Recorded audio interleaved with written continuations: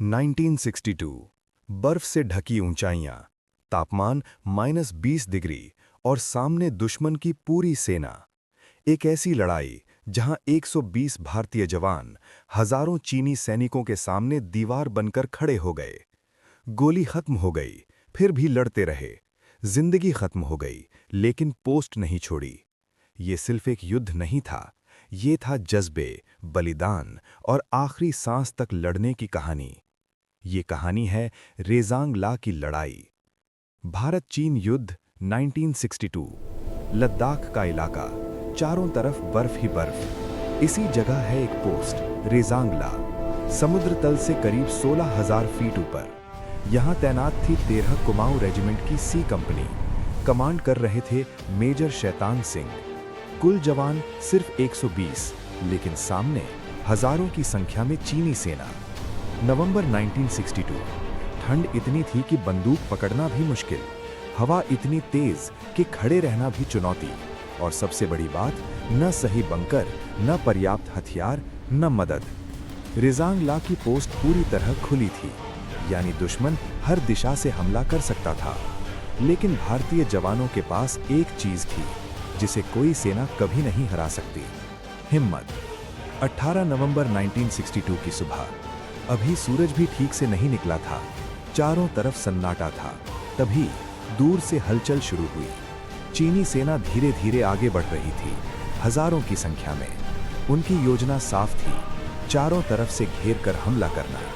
लेकिन भारतीय जवान पहले से तैयार थे। मेजर शैतान सिंह ने साफ आदेश दिया, कोई पीछे नहीं हटेगा, आखिरी गोली तक लड़ना है। चीनी सेना ने पहला हमला किया। जवानों ने जैसे ही उन्हें पास आते देखा, मशीन गनों से गोलियों की बारिश शुरू हो गई। पहला हमला पूरी तरह नाकाम, दुश्मन पीछे हट गया। लेकिन ये तो सिर्फ शुरुआत थी। कुछ ही देर बाद दूसरा हमला शुरू हुआ। इस बार संख्या और ज्यादा थी, लेकिन भारतीय जवान अपनी जगह से नहीं हिले। हर गोली निशाने पर। चीनी सैनिक गिरते गए, लेकिन वो रुक नहीं रहे थे। जवानों की संख्या कम थी, लेकिन उनका हौसला पहाड़ से भी बड़ा था। दूसरा हमला भी नाकाम। अब चीनी सेना ने रणनीति बदली। उन्होंने पीछे से और किनारों से हमला शुरू किया। अब भारतीय जवान पूरी तरह घिर चुके थे। गोलीबारी चारों तरफ से हो रही थी। कम्युनिकेशन भी टूट चुका था। मदद की कोई उम्मीद नहीं थी, लेकिन फिर भी कोई पीछे नहीं हटा। मेजर शैतान सिंह एक पोस्ट से दूसरी पोस्ट तक जा रहे थे। हर जवान का हौसला बढ़ा रहे थे, डटे रहो, आखिरी सांस तक। इसी दौरान उन्हें गोली लगी, लेकिन वो रुके नहीं।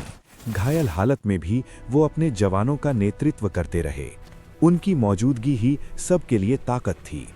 अब हालात बेहद कठिन हो चुके थे। गोला बारूद खत्म होने लगा था, लेकिन लड़ाई खत्म नहीं हुई। अब जवान राइफल के बट से और हाथों से लड़ने लगे। कुछ जवानों ने आखिरी सांस तक ट्रिगर दबाए रखा, कुछ अपने पोस्ट से हटे ही नहीं। इतनी ठंड में घायल शरीर, खून जम चुका था, लेकिन उंगलियां अभी भी बंदूक पर थीं। जब लड़ाई खत्म हुई, रेजांग ला की पोस्ट पर सन्नाटा था। 120 में से 114 जवान शहीद हो चुके थे, लेकिन उन्होंने दुश्मन को इतना नुकसान पहुंचाया कि चीनी सेना आगे बढ़ ही नहीं पाई। कहा जाता है, जब बाद में सेना वहां पहुंची तो कई जवान अपनी पोजीशन पर ही मिले, हाथ में बंदूक, जैसे अभी भी लड़ रहे हों। मेजर शैतान सिंह गंभीर रूप से घायल थे। उनके साथी उन्हें बचाना चाहते थे, लेकिन उन्होंने मना कर दिया। उन्होंने कहा, मुझे यहीं छोड़ दो, तुम अपनी पोजीशन संभालो। आखिरकार उन्होंने वहीं वीर गति प्राप्त की। उनके इस अद्भुत साहस के लिए उन्हें मिला परमवीर चक्र। रेजांग ला की इस लड़ाई ने दुनिया को दिखा दिया कि भारतीय सेना क्या होती है।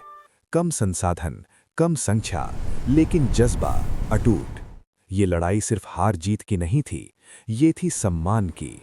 और उस दिन भारतीय सैनिकों ने इतिहास लिख दिया। सोचो, 14,000 फीट की ऊंचाई, माइनस तापमान, चारों तरफ दुश्मन, और फिर भी कोई पीछे नहीं हटता। क्यों? क्योंकि उनके लिए ये सिर्फ पोस्ट नहीं थी, ये था भारत। उनके दिल में सिर्फ एक बात थी कि हम रहें या नहीं, लेकिन देश रहेगा। आज भी रेजांग ला में एक स्मारक है जहां लिखा है, how can a man die better than facing fearful odds? ये सिर्फ एक लाइन नहीं है, ये हर भारतीय सैनिक की पहचान है। रेजांग ला की ये लड़ाई हमें सिखाती है कि ताकत सिर्फ हथियारों में नहीं होती, ताकत होती है इच्छा शक्ति में। उन 120 जवानों ने दुनिया को दिखा दिया कि जब एक सैनिक अपने देश के लिए खड़ा होता है तो वो अकेला नहीं होता, पूरा भारत उसके साथ खड़ा होता है। जय हिंद, भारत माता की जय।